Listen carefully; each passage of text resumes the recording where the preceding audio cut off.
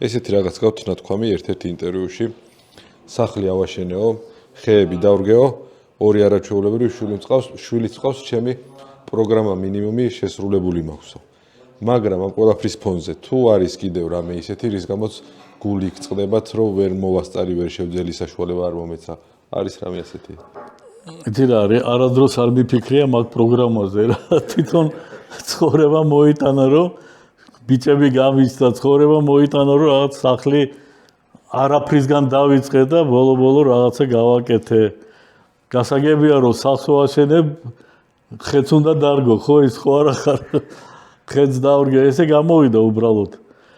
ერთადერთი რაზეც ყება გული და ალბათ ყველა ფეხბურთელი ესეა, რომ აი რო უფიქრები, ალბათ უფრო მეტი დრო, კიდევ უფრო მეტი დრო, ბევრ დროს უთმობდი მე ფეხბურთს, მაგრამ კიდევ უფრო მეტი დრო რომ დამეთმო ფეხბურთისთვის, აი ახლა რო უყურებ დღევანდელ ფეხბურთელებს, მე დიდ ფეხბურთელებზე გეუბნები, როგორც რონალდოა, დღევანდელი ვთქვათ, მესი, ნეიმარი, იგივე ჰოლანდი და ესე შემდეგ, ეგენი უფრო მეტ დროს უთმობენ, ანუ ჩვენ რო ვარჯიშობდით, ვთქვათ, დღეში 3 საათს და ვთვლიდით, რომ ბევრი დიდხანს ვარჯიშობთ რა, იმიტომ რომ ნუ საათნახევარი, ვთქვათ, დილი და საათნახევარი საღამოს გამოდიოდა 3 საათი და ეგ ყოფნის.